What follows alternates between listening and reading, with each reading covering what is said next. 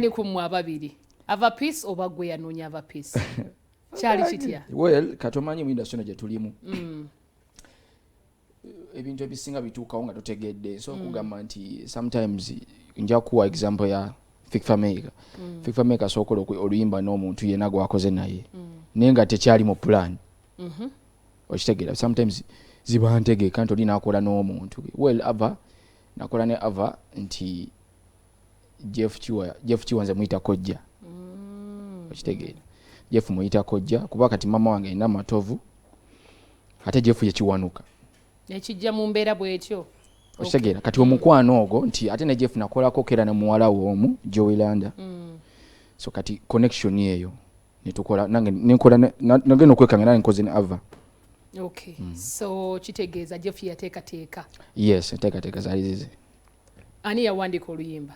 yawandika oluyimba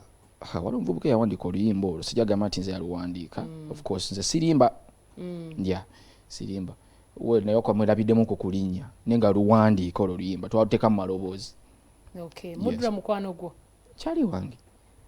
yes wasembye kwogerako naye nakati tubaddewo nga twogera naye kati era kuba kati wano waliwo yantereddeko kyovala mbadde nfijitana ne internet okitegeddawo nga ndi mujjira ne bayagamba nti bw'aba mukwano gwo nti mbuwa muyitamu batya okugenda ne ava ate ava namutwalawo era singa yali awo singa yali saa yatudde wali singa yatudde awo wakati nze mba n'omuntu kati ng'oyo abeera ku tight abeera ku tight ekiteeza tujja kirabirawo ng'omuntu oyo waali singa mba mufunya abeera ku kiddo wano batomuta abeera wano Kenzo Nyamutooro kiwa babiri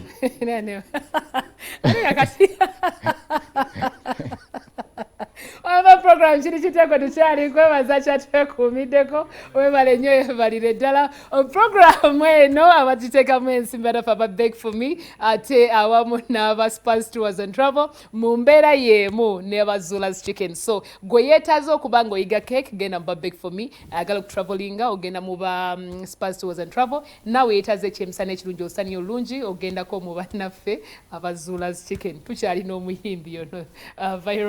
Vairota okwongera okutangaza mukale ku muntu wesawe nakulaba endongo gyetambula etya endongo well so far so good manye endongo eno yetaaga okubanga oli consistent ate n'okubanga omutima gwo gugumamu nko gutya because nja kubulira ku steps z'endongo entonotono ng'oyingira endongo bw'ojja ng'oyingira endongo wano ng'ojja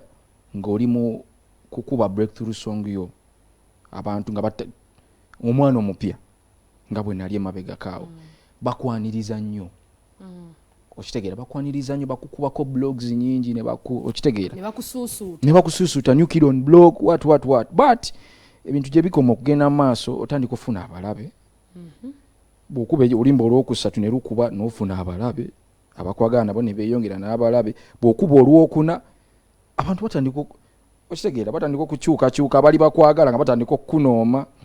so bw'oyongera ng'okikola bw'otyo otuka ekiseera nga yina time gy'olina otuukamu nga tebikyaliwo biri ebya bannanga akaana bambi kati ng'efuuse business because oba otandise okukola ssente olina ozizzaamu kati ebiseera ebisinga abaana abasinga kye batamanyi era bakomaawo n'olema okusalawo dde oyambuke ddala kati amagezi ganyinza obbawa nti olwa akaseera k'otuukamu ng'eby'eddala ng'olina okwongeramu ssente mu music nga tebikyaliwo byakisa jukira kati abate bakwagala baba bangi n'abakwagala bangi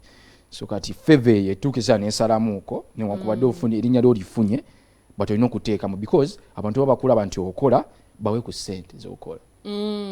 nawo kikulu nnyo ekyo kikulu nnyo era mu mbeera y'emu awo wenyini omuntu agenda kwebuuza Vairota tukulabye nga ozera n'okolako byokoze nga kati g'omuyimbi